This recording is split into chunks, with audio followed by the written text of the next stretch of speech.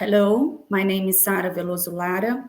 I would like to thank the organizing committee of this event to give me the chance, the opportunity to to present the results of my doctoral thesis entitled Affection and the Process of Learning English of Down Syndrome Students.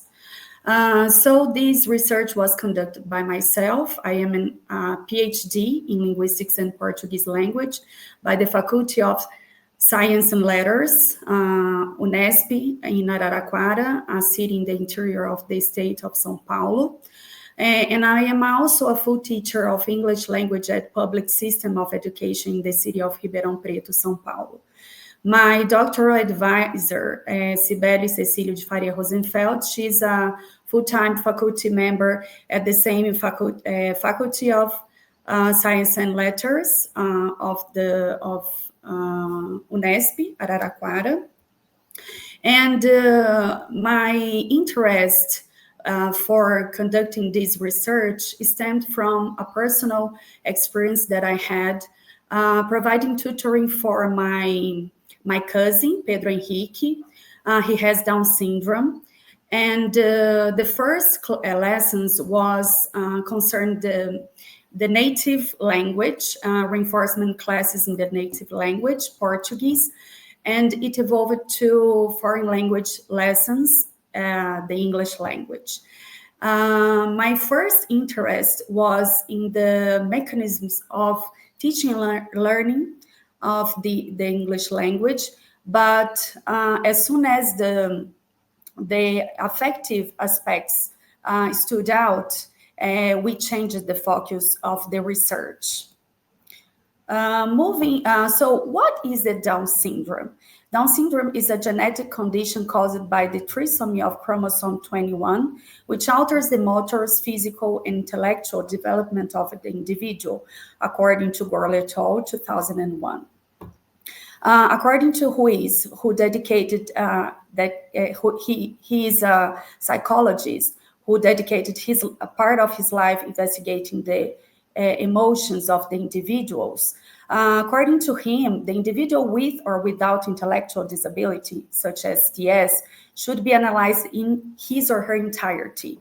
That is, taking consideration the cognitive and affective aspects in the process of teaching and learning a foreign language. And also Munoz, 2011, stated that DS individuals they are fully capable of learning more than one language in a since it is in a relaxing and informal environment, and if there is a good emotional relationship between the student and the teacher. And this letter, respecting their time and individual needs.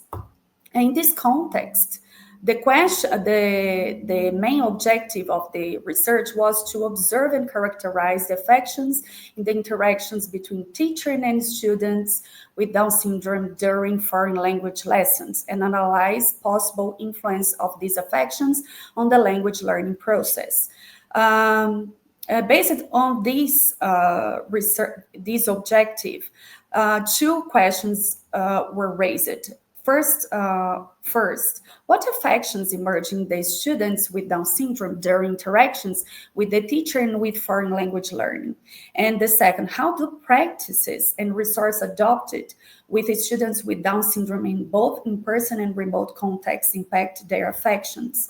A research was conducted in the main international and national database, and they revealed a scarcity of research regarding these keywords presented in the chart, as you can see. Moving to the literature review, the theoretical assumptions that supported the data analysis were organized around the following axes: the use of digital information communication technologies in the context of emergency remote teaching, ICTs for the technological information communication for the teaching and learning of students with intellectual disabilities, inherent aspects of DS, and perspectives on affections in the teaching and learning of a foreign language. According to Vallon and Vygotsky, both advocate for the union of mind and body. They should be investigated in a teaching learning process. According to Stern, a renowned linguist, the affective component contributes as much as or more than cognitive skills to language learning. And according to Tassoni, 2000 and late 2001, affection in the teacher and student interaction is an effective teaching strategy for engagement in foreign language learning. And according to Ruiz, who dedicated his part of his life investigating the emotions of individuals with Down syndrome, addressing the affective universe of these individuals, it can be very challenging, as each person responds to a unique way to the process of teaching or learning a foreign language. The investigation of the affections of students with DS became even more challenging during the pandemic caused by coronavirus, that were the context of part of our research. The pandemic imposed a new teaching model on these students called emergency remote teaching. Neither the teacher nor the students were prepared to provide classes and to have classes through these technologies. The use of this tool, the Google Meet, according to PIVA 2019, was the main virtual tool that enabled the continuation of classes for students during this pandemic. And this tool was used in our research.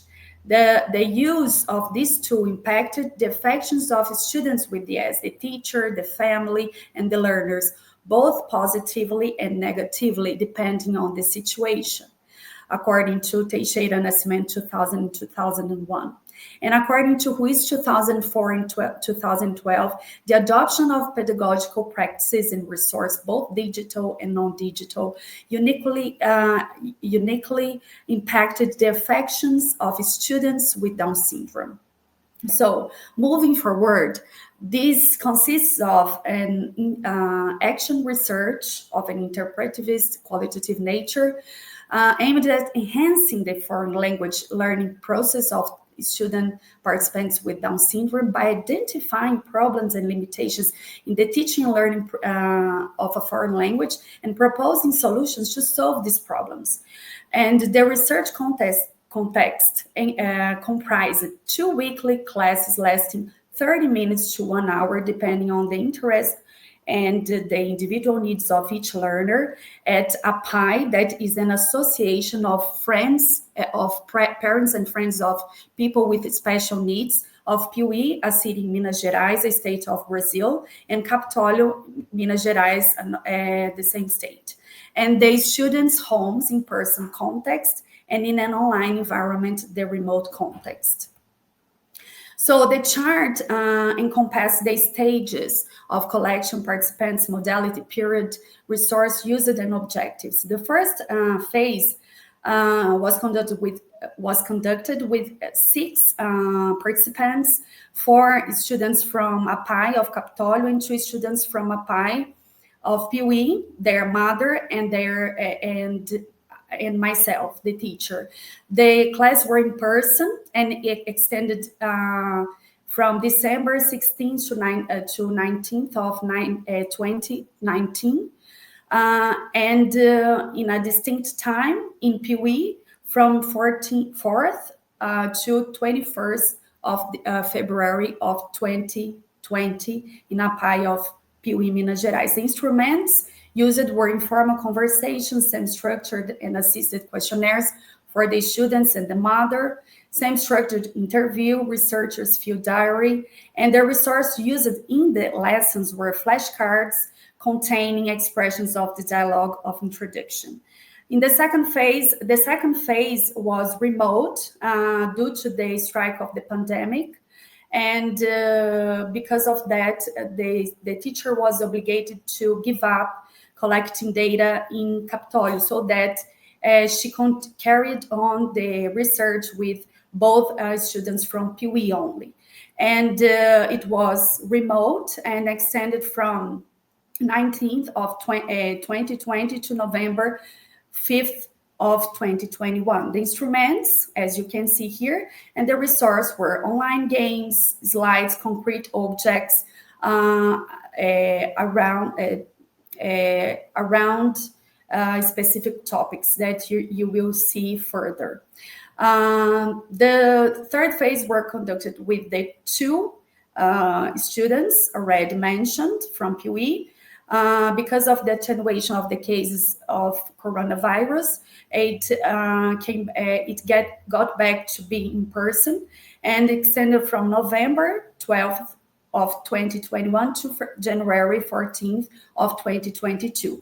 The instruments were assisted and non-assisted interviews, researchers' field diary, and the resource were online games and printed exercise about the topics that will be shown afterwards. The participants from PUE that we're going to focus from now on is Marcos, who was 24 years old at the moment, and Pietro, of 26 years old, and their respective mothers, Dulce and Marina. Continue with the chart 1.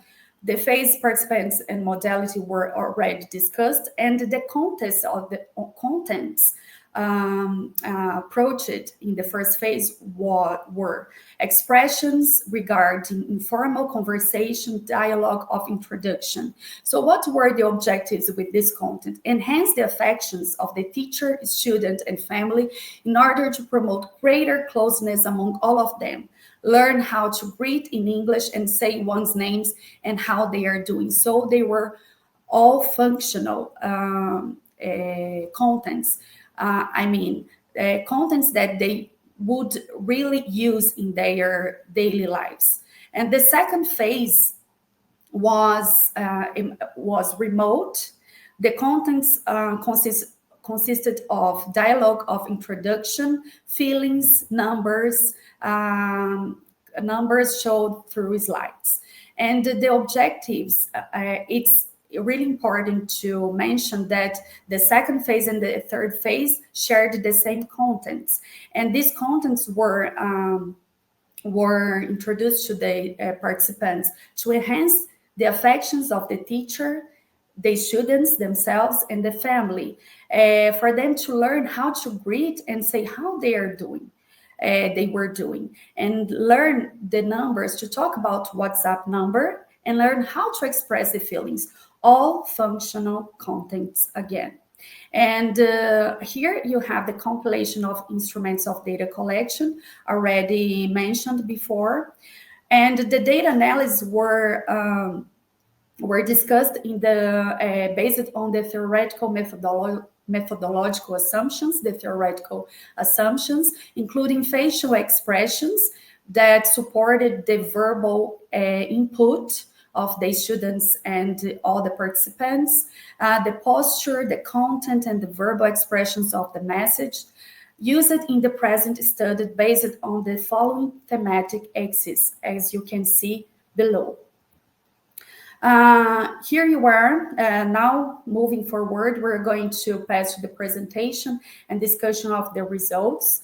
The first section of our data analysis was a description of familiar students and context. These results were raised by the questionnaires destined to the teachers and to the mothers and the students, and it encompassed 4 subsections. The first, mothers or guardians, education level and profession. Second, housing infrastructure. Third, the amount and types of electronic device the family owns. And 4, the relationship among family students during the execution of homeworks. Concerning the education level and occupation of the mother or guardian, the results revealed that the level of education was heterogeneous, and it was directly related to the family's socioeconomic condition. So it directly impacts the housing infrastructure and the students' study environment. According to Crespo, the family's socioeconomic condition condition also influence the amount of stimulation the student receives throughout life in the learning process. Concerning the housing infrastructure, it could be inferred that the level of the education impacted the family's purchasing power, which reflects in the infrastructure of the houses.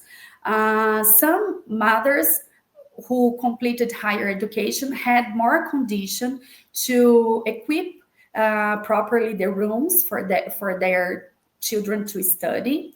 As you can see here, like Vilma said, he doesn't. Vilma is Pedro Henrique's mother, one of the participants. She claimed that she had completed the higher education, and she said he doesn't accept his room, but he has everything there. But he likes the kitchen table. I think they stay closer to us. I think it's easier for him. So it can be inferred from the results that the lower the level of education, the lower the purchasing power, and the less infrastructure the students' homes had. Conversely, the opposite was also true. Concerning the housing infrastructure, so all in all, most of the students owned their own cell phones. Only some of them knew how to use them. Therefore, there is an urgent need for digital literacy of these participants and also of the teacher and the mothers, so that the students can acquire the necessary skills to engage in digital classes, for example. And concerning the family-student relationship in completing homework tasks, most of the mothers and guardians played the role of knowledge mediators. So they helped their children, the participants, to understand the test, but after assisting them, they encouraged them to complete the activities by themselves, to develop their autonomy. Moving to emergency or favorable affections, we can see that the recurring favorable affections were joy and motivation that could be represented by the lessons 8 and 9, in which the participants Marco and Pietro, they were asked by the teacher if they enjoyed learning English and if the way that they would like to learn English. And both said that they really liked, and Marcus emphasized, saying that I really like it, as you can see here in the excerpt, number 72. And according to the question 3, Marcus and Pietro state that they would like to learn through music and games. So, and Pietro emphasized that he would like to learn through funky. That is a national style of dancing and music. And according to the lessons 8 and 9, some other questions of the same structure interview that's to the mothers, it was asked to them, they were asked if in what way did their children show more ease in learning the English language. And both of them said that was through music and through little games. And also Marina, that was Pietro's mother, stated that multimodal material could help her child a lot. Complementing these verbal expressions, we had the facial expressions and posture that represented both emotions, affections, joy and motivation. That was raising of the cheek muscles and tensioning of the eyelids, along with narrowing of the eyes, according to Ekman Friesen, 2003. In summary, the answers from the students and mothers corroborated the explanations of Tavares, Cavalcante and Sá, 2021, regarding the use of playful activities, games, or music, which they believe to be effective tools for learning a foreign language. According to Caetano, 2012, states that he stated that teaching English through music is stimulated and enjoyable. Another emotion, affection, a positive affection, favorable affection to the learning of the language was a self-esteem. In the lesson 13 and 20, they students Pietro and Marx were able to recognize some and say the numbers, some numbers, after they have revisited the content of the numbers through slides. And all of them received positive feedbacks from the teacher. And also the teacher assigned two, in lessons 24 and 25, teacher assigned two written exercise in which both of them could match the graphic representation to the numerical form of the numbers. And again, they received the positive feedback. And this was, all these situations could be illustrated by the excerpt number 844 from lesson 20. That's the teacher said, yes, very good, like congratulating giving the feedback, the positive feedback to Marcos and Pietro. So all in all, the students' ability to remember the numbers may be based on the assumption that slides composed of syncretic language, verbal and images, can contribute to more effective vocabulary retention and long-term memory of students with DS, according to Cândido and Carneiro. And also you have the facial expressions and posture aspects here that Elliot, with the excerpts and with the verbal input, could represent all the three positive emotions here. Moving forward, we have the last, most recurring emotion, favorable emotion, that was empathy. In all these lessons here, all the teacher, all the students, and also their mothers, they raised topics concerning their own lives, their own interests. And as you can see here, I don't have time to read all of them, but as you can see from the excerpts reinforced the situations in which the teacher looked like listening attentively to the topics raised by them.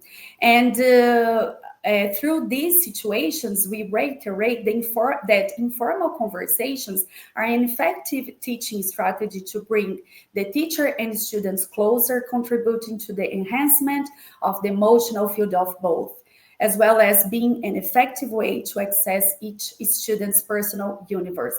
Also, you have here these physiological expressions that helped, that reinforced the representation of these favorable affection. Passing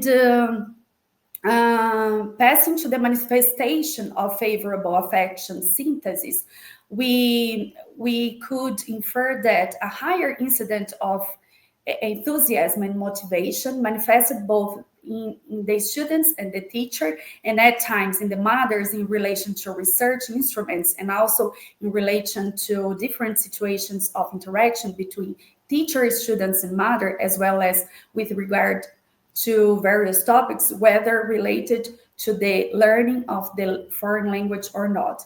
The intensity of these affections varied from student to student and also in the teacher, and was related to topics of each student's personal interests, especially in situations involving informal conversations. The second most prominent affection was high self-esteem, generally manifested in the students, directly associated with the positive reinforcement they received from the teacher due to their good performance in activities. And finally, the least recurring emotion was empathy, intrinsically associated with conversations related to the students' personal interests.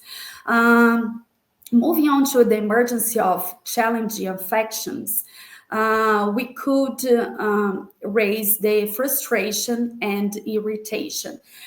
So both emotions emerged from two specific situations here. On lesson 1, the teacher became mildly irritated due to the repetitions of her speech turns by Pedro Henrique. And on lesson 16, Pedro's frustration was due to his difficulty in answering the question, "How are you doing?" Also affected the teacher as she experienced the same affection. So the lesson 16, the excerpt number 129, reinforced this situation in which the teacher said, you're not going to repeat, you're going to answer how you're feeling, happy, sleepy, hungry. So Pietro was just repeating her turns, and this became her very upset and frustrated.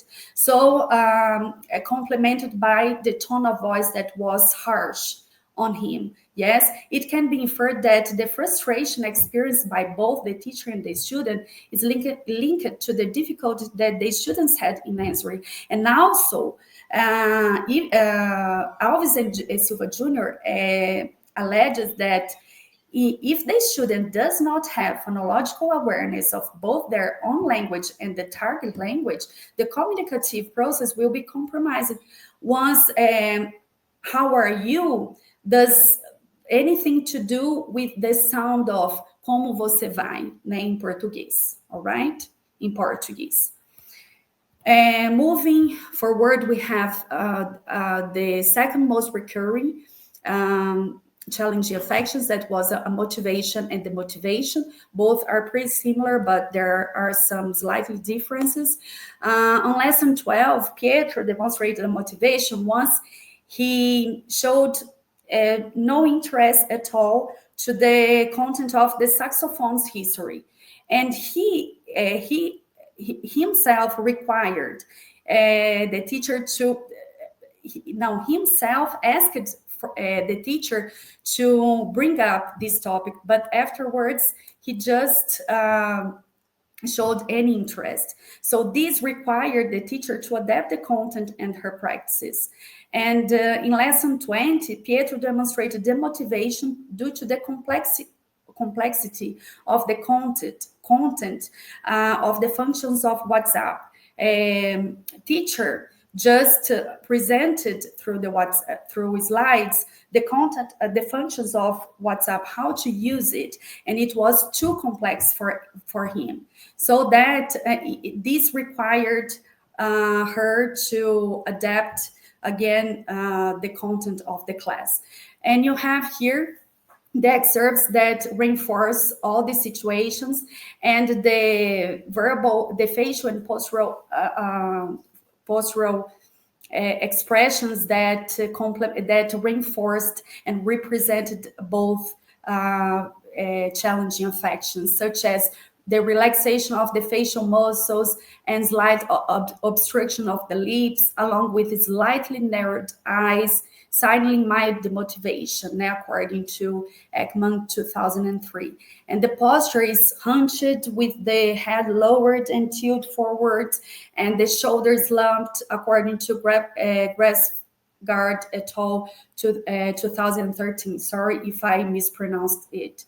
The motivated individuals only repeat these situations shows that these situations show that the motivated individuals only repeat the interlocutor's speech or deviate from the topic if they're not interested in. Another recurring challenging affection is insecurity. And on lesson 11, Pietro felt insecure, perhaps due to the teacher's harsh tone of voice, as she became irritated when he merely replicated the question, "How are you?" He didn't know how to answer it. And also Marcus on lesson 15 and 21, he became insecure when she was emphatic, asking him, what's your name? What's your name? And he stuttered and he said, my name is Marcos. And Marcos on lesson 20 demonstrated insecurity in responding about the topic of the previous lessons that was about numbers. Here you are, the excerpts that reinforce the situations and that represent verbally the situation. For example, the teacher said, "You've just repeated my question. I want you to answer me," né? Saying to Pietro. And also in lesson 15, teacher said to Marcos, "What's your name?" And Marcos said, Marcos, né? At that moment, she asked him how to say content of the lesson in English, and the student showed insecurity. All the situations, in summary, shows that we can infer from the lessons that the expression "how are you" commonly caused confusion for both students, Marcos and Pietro, who hesitated to respond when they did not know the answer. It can be inferred that the difficulty in understanding the expression may stem from the lack of a phonetic relationship between the words in the expression in English and Portuguese, where they could anchor themselves in their native language to comprehend the expression in English. So, according to Alves and Silva Jr., 2015. And here you are, the verbal, the facial and postural expressions that illustrates and back up these challenging affection, such as catatonic gaze, absence of eye contact between peers, along with raised eyebrows and excessive blinking, according to Gregerson, 2005, tense posture accompanied by random movements, according to Cross and Pelisuk, 1961. I'm sorry if I mispronounced their names. And finally, the manifestation of challenging affection synthesis. We could grab from data analysis that the most prevalent affection in the lessons was frustration, which affected the teacher primarily due to issues related to the internet connection and due to the difficulties they had in understanding and responding some questions such as "how are you" and "what's your name." This may be due to the lack of integration between the phonetic aspects of the mother tongue and the target language, according to Alves and Silva Jr., 2015. Insecurity was the least recurring effect, and it was triggered in the students due to the difficulty they had in answering questions related to the content cover. So, having presented the data analysis, we believe that we answered the first research question, and the final considerations were the emerging affections in the interaction with the teacher and in the process of learning the target language were enthusiasm, motivation, empathy, and self-esteem, favorable to the learning of the English language. The effective relationship between the teacher and students was one of the reciprocity, supporting the notion that the relationship between teacher and student is a two-way street, according to Panizzi, 2004, page 15. Frustration, irritation, insecurity, and anxiety were the most recurring challenging affections, and they made both interpersonal relationships and the process of learning the target language more difficult for the learners. Overall, the incidence of favorable effects was greater than that of challenging effects to the learning of the English language. In-person context that comprehended the first and the third phases, the practice of informal conversation, the introductory dialogue through flashcards, and the use of printed materials recurrently engaged favorable affections in both the students and the teachers. In the emergency remote context, the use of YouTube for playing songs, as well as vocabulary practice through online games such as Ice Cream Attack, that was an online game that was played with the learners. Another one, draw tattoo and online memory games, triggered favorable affections in both the students and the teacher, according to Ruiz 2004. And finally, given the scarcity of the studies involving affections and second language learning for individuals with Down syndrome, we believe that this work may contribute to filling an existing gap between the fields of foreign language teaching and learning, emotion theories, and the learning of individuals with specific needs. We shed light through this research. We shed light on current issues related to the teaching and learning of individuals with intellectual disabilities in a post-pandemic context, an aspect which can be more developed in future research. And this is an area that is consolidating in Brazil and in other countries, and therefore requires further research on this subject. Here you are my references in case you want to investigate, to research.